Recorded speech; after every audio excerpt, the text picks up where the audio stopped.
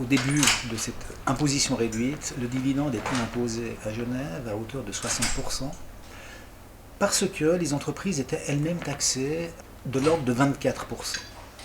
Et l'un plus l'autre faisait que l'on trouvait un équilibre avec l'imposition des bénéfices des entreprises exploitées en réseau individuel.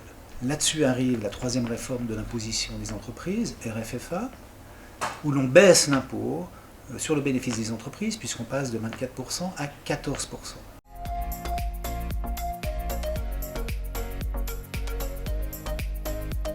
Cette baisse de l'impôt sur le bénéfice réintroduisait un déséquilibre finalement entre entreprises si le dividende restait imposé à hauteur de 60%.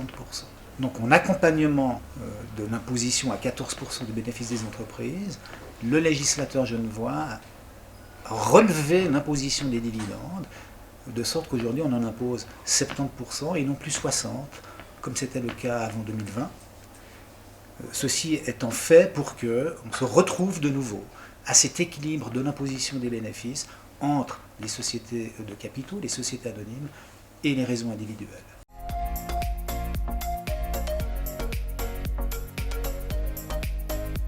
C'est le mécanisme qui consiste à d'abord imposer le bénéfice réalisé par une entreprise, puis lorsque ce bénéfice net d'impôt est distribué sous forme de dividende à l'actionnaire, soumettre à nouveau ce dividende à l'impôt sur le revenu.